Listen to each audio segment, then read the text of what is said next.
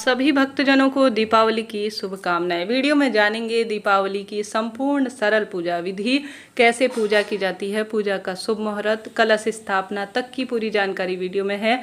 ध्यान से सुनिएगा और अंत तक बने रहिएगा। सबसे पहले कोई भी ऐसा स्थान जहां पर आपका मुख पूर्व या उत्तर दिशा की हो आप चुन लीजिए। वहां पर एक जो है चौकी विराजमान कर लीजिए, उसके ऊपर लाल रंग का कपड़ा, माता लक्ष्मी की कोई प्रतिमा फोटो है तो वह विराजमान कर लीजिए। अगर नवग्रह आप बनाना चाहते हैं, षोडश मातृका बनाना चाहते हैं तो वह बना लीजिए। जैसे 16 जो है चावल की ढेरियाँ बनाई जाती हैं और साथ ही नवग्रह बनाने के लिए 9 चावल की ढेरियाँ बनाई जाती है। उनका जो है विधि विधान से रोली चंदन मोली अक्षत लगाकर पूजन किया जाता है। मेरे पास पूरा नवग्रह यंत्र है तो आप सभी देख पा रहे होंगे, मैंने उन्हें विराजमान कर लिया है।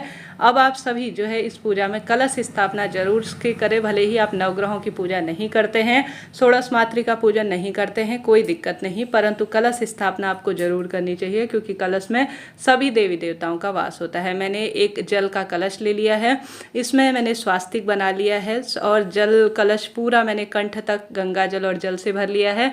जल के अंदर दूर्वा, 1 रुपये का सिक्का, चाहे तो चांदी का भी ले सकते हैं, कमल गट्टा, पुष्प और थोड़ा अक्षत या आप कोई भी पंच चीज़ें, शुभ हल्दी की गांठ वगैरह आप इसमें डाल लीजिए। आम या अशोक का पत्ता रखकर एक पूर्ण पात्र चावल या गेहूं से भरा हुआ, उसके ऊपर इस तरह से श्री कलश अर्थात नारियल जो है किसी दुपट्टे में चुन्नी में लपेट कर या सामान्य रूप से कलावा बांध कर आप रख लीजिए। माता रानी की प्रतिमा फोटो के दाहिनी तरफ हमेशा कलश स्थापन किया जाता है, तो आप सभी इस तरह से अष्टदल कमल बना लीजिए। चावल के ऊपर 8 लाइन खींचकर उसे फूल की सी आकृति बनाकर अष्टदल कमल बनाना शुभ और श्रेष्ठ माना जाता है। माता रानी के दाहिनी तरफ इसे विराजमान करें।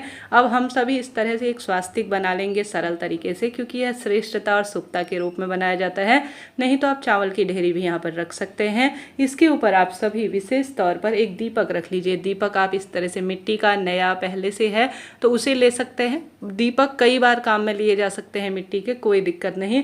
बस यह दीपक पूरी रात अखंड जलता हुआ आपको रखना है। इसमें अच्छी तरह से घी या जो है तिल का तेल जो भी आपके पास हो, उसमें लंबी बत्ती का दीपक आपको रखकर चावल का आसन देकर पूर्ण रूप से पूरी रात जलता रहे, इस तरह से प्रज्वलित कर लेना है। सुगंधित माहौल के लिए आप सभी एक धूप भी साथ में जला लीजिए। माता की पूजा में शंख रख लीजिए, घंट रख लीजिए और समस्त चीज़ें इस तरह से स्थापित कर लीजिए। अब अपने पूरे परिवार के शाम को प्रदोष काल में यह पूजा की जाती है। बाजार से सभी लाई हुई चीज़ों में अगर विग्रह स्वरूप है तो पंचामृत से अभिषेक कराएं, नहीं तो साधारण सरल तरीके से जल के छींटे बाजार से लाई हुई सभी सामग्रियों में डालें और आप सभी अपने ऊपर भी जल के छींटे डालें। व्रत का नहीं, पूजा का भी हम संकल्प लेंगे अगर आपसे संभव हो तो, नहीं तो इस पार्ट को आप स्किप कर दीजिए। कई लोग संकल्प नहीं ले पाते हैं तो कोई दिक्कत नहीं। संकल्प लेना चाहते हैं तो अपने हाथ में चावल थोड़ा सा ले लीजिए और पुष्प लेकर अपना नाम गोत्र बोलकर अपने इष्ट पितृ, देवी देवता, कुल देवी, सभी देवी देवताओं का आवाहन करें और कहें कि आज मैं सर्वश्रेष्ठ पूजा लक्ष्मी पूजन करने जा रही हूँ, मेरे घर पर माँ लक्ष्मी आपका स्वागत है। ऐसी प्रार्थना करते हुए यह समस्त चीज़ें आप जमीन पर छोड़ दीजिए। अब स्नान करा दिया, संकल्प ले लिया और स्वयं की शुद्धि करते हुए भी जल का छींटन आप करिएगा अपने ऊपर। अब सबसे पहले पूजा में गणेश जी का पूजन होगा, तो गणेश जी पर आप सभी चंदन, रोली, मोली, अक्षत समर्पित कीजिए। माँ लक्ष्मी पर भी रोली, चंदन, मोली, अक्षत समर्पित कीजिए। वरुण कलश में भी आप सभी चीज़ें समर्पित करें। दीप देवता में भी रोली चंदन समर्पित करें। साथ ही जो आपने नवग्रह बना रखे हैं या मूर्ति प्रतिमा है या आपके पास षोडश मातृका दोनों स्वरूप में विराजमान कर रखे हैं तो उन पर भी रोली चंदन मोली समर्पित कर लीजिए। सभी देवी देवताओं पर जो भी यहाँ पर आपने स्थापित कर रखे हैं उन पर सभी पर रोली चंदन मोली अक्षत समर्पित करें।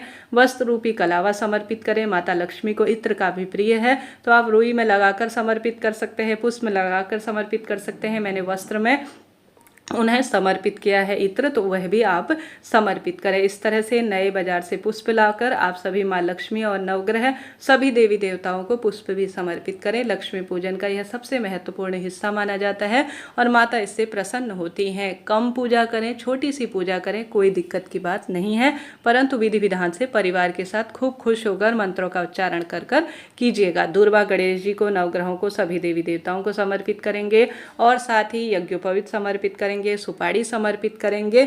साथ के साथ लक्ष्मी पूजन का शुभ मुहूर्त जान ले।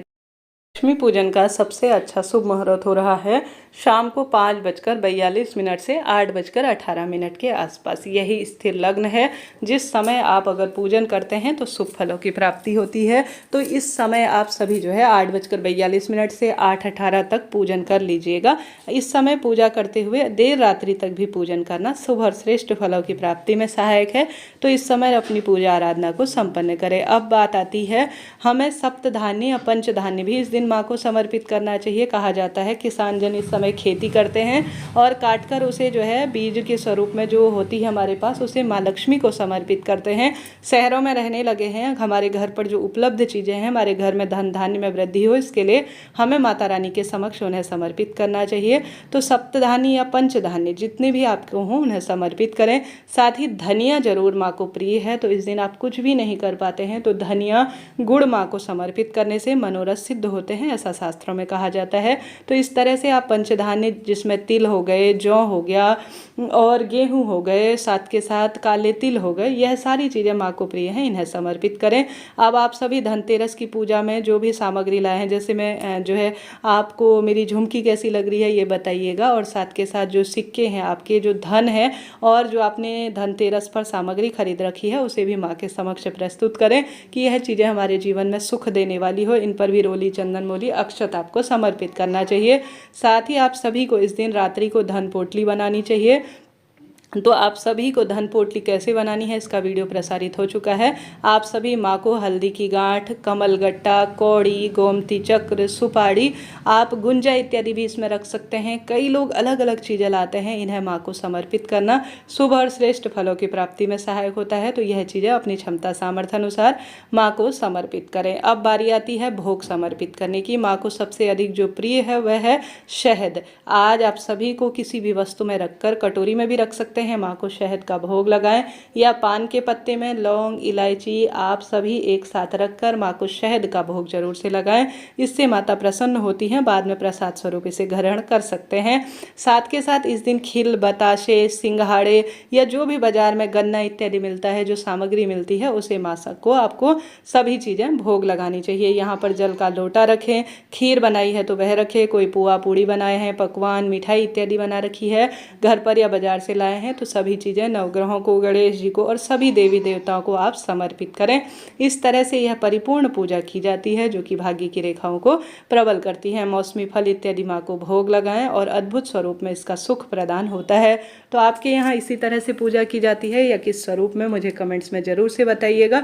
थोड़ा बहुत जो है विपरीत होती है, परंतु साधारण सरल तरीके से यही पूजा के नियम कहे गए हैं। अब आप सभी को इस रात्रि को जो है यह इस तरह से धन पोटली भी बनानी चाहिए। यहीं पर सभी चीज़ें रख लीजिए और अर्धरात्रि में इसे बनाना शुरू करें। इस तरह से यह संपूर्ण पूजा विधि होती है। यहाँ पर एक जल का लोटा आप रख लीजिएगा। अब अंत में आप सभी कपूर और आवश्यक रूप से एक दीपक लगा लीजिएगा, उससे आप सभी माँ की आरती कीजिएगा। माँ को श्रृंगार की सामग्री भी आपको समर्पित करनी चाहिए। आप एक साड़ी ला सकते हैं, दुपट्टा, चुन्नी जो भी है वह लाएं, बिंदी या 5 चीज़ें आप रखें। माँ को नारियल का भोग लगा सकते हैं। इस तरह से यह सुहाग की सामग्री माँ लक्ष्मी की प्रसन्नता के लिए उनके समक्ष आप प्रस्तुत करें।